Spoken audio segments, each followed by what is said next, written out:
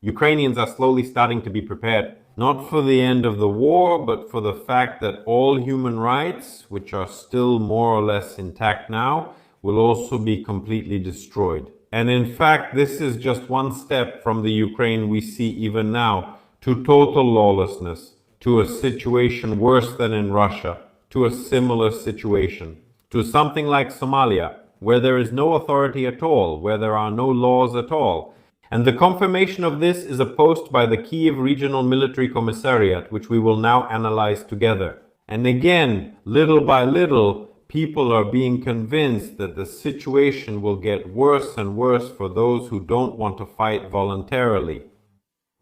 And people are basically being treated like cattle, like ordinary livestock. And now you'll understand why.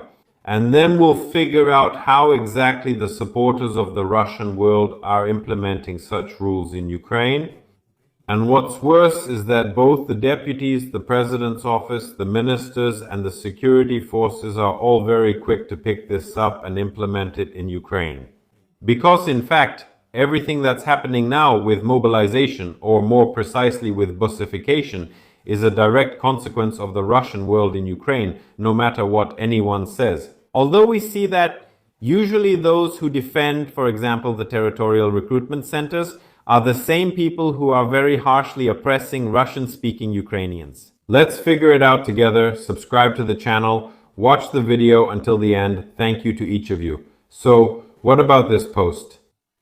Borghese, commander of the Brotherhood Battalion within Timur's special unit of the main intelligence directorate of the Ministry of Defense.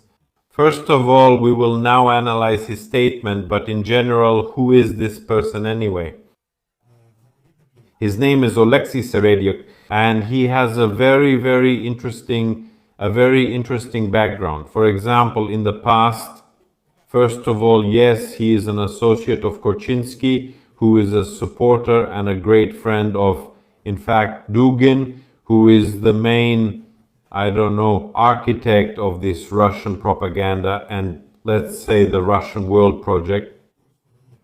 Because the same Borghese, who is now suggesting that people should be rounded up like cattle, have their doors broken down, and everyone sent to war. In the past, for example, he took part in the Congress of the Russian fascist movement, the Eurasian Youth Union, dedicated to fighting the Orange Plague, where he called to defend Moscow and save it from the Western Plague.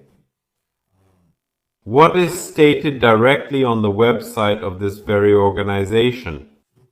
Brothers from the brotherly organization Bratstvo, the guys who now work with us, represented by Oleksiy Serediuk, brought news from the front to those present. Ukraine is the first country that fell under the onslaught of that horde, which came from the west under the guise of the Orange Plague.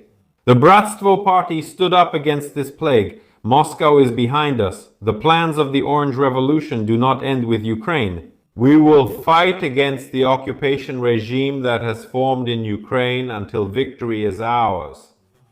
In addition, this same Serediuk was also one of the organizers of the Glory to Great Ukraine as part of the Eurasian Empire event, which took place back in 2005 near the Cabinet of Ministers building in Kyiv. There, together with activists from the Eurasian Youth Union and Natalia Vitrenko's party, they called for the struggle for Eurasian dominance. Today we are starting our struggle, and it will take place not only on the territory of Ukraine, but also beyond its borders in Moldova, in Russia, in Belarus, and in other Commonwealth of Independent States countries.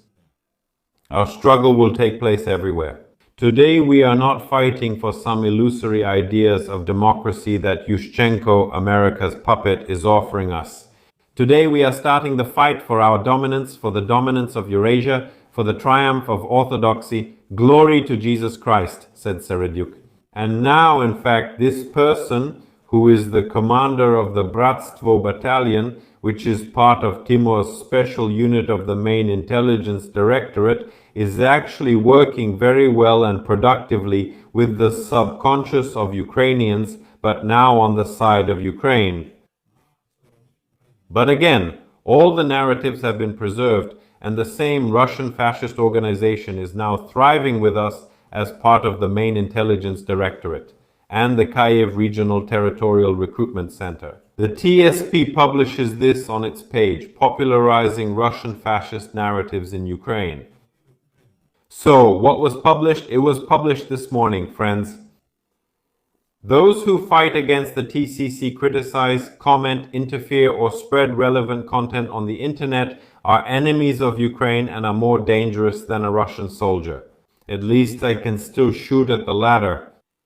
Only confidence in the strength of the state apparatus, law enforcement agencies, and the army gives these enemies, the fighters against the TCC, any leniency. Speaking out, talking, and criticizing gives them the opportunity to play at democracy. We all understand that at a critical moment, the mobilization will be carried out by combat battalions of the armed forces of Ukraine.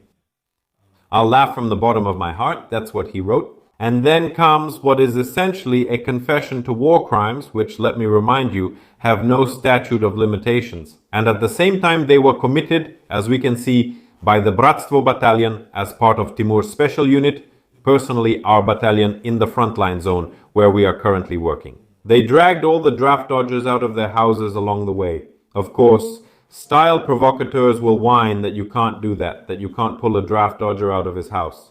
But let me remind you that if the enemy succeeds in certain areas, they will take this scum into their army and they will fight for the Russian Federation.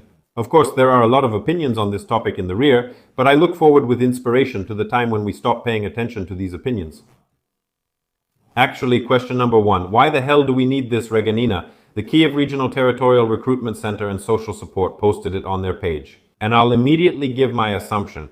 Because the Kyiv Regional Territorial Recruitment Center and Social Support themselves believe exactly the same way. This Russian fascist approach to communicating with their own citizens has absolutely nothing in common with the constitution and laws of Ukraine. And this just once again confirms that a structure like the Territorial Recruitment Center and Social Support actually works in favor of Russia, actually works against the Ukrainian people, and actually undermines the country's defense capability. No matter how much anyone says or claims that the Territorial Recruitment Center staffs the armed forces of Ukraine, that if it weren't for the Territorial Recruitment Center, the front would have already collapsed and Ukraine would have already surrendered to Russia. Let's remember that the vast majority of those caught by the Territorial Recruitment Center then very quickly end up in disciplinary battalions and, in any case, do not get to the front. That's why we see that mobilization plans are failing, the Territorial Recruitment Center is completely discredited, and they keep digging themselves even deeper. Friends, I really want to ask each of you to share this video with your friends, loved ones, and acquaintances. Because, commenting. First of all, having preachers of the so-called Russian world and Russian fascist ideas among the commanders of the Ukrainian army, I think, is not the best option for commanders who could be there.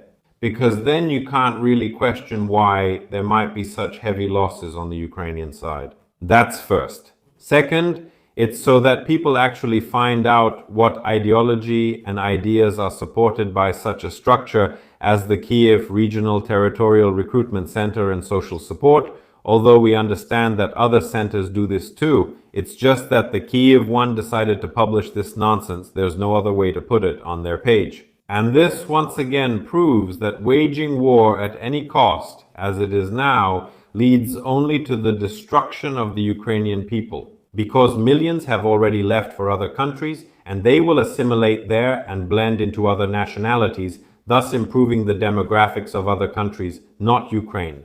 First, the highest mortality rate. Second, the lowest birth rate. And the demographic catastrophe that already exists today is, in fact, already irreversible for the future of the Ukrainian people. And in fact, in just 20, 30, or 50 years, the Ukrainian people as such will simply no longer exist. And if they do exist, they will be some kind of diasporas around the world, located somewhere. And the next question is, who will live in Ukraine and why bring the Ukrainian people to complete and total destruction? Maybe you know, write it in the comments. Again, these are just my thoughts. They may not match reality. It's simply what I see today based on the statements that are being made. When Ukrainians are being prepared for the fact that they will be dragged out of their homes, doors will be broken down and they will be forced out. And most likely this could happen in the very near future. How do you feel about such a future for Ukraine, about this kind of support from the TCC and SP, and about these attitudes among the commanders of the Bratstvo battalion. And I'm sure he's not the only one, not the only person with such a fascist Russian background. Write your thoughts in the comments. It will be very interesting to read your opinion. I wish everyone a great day. See you next time.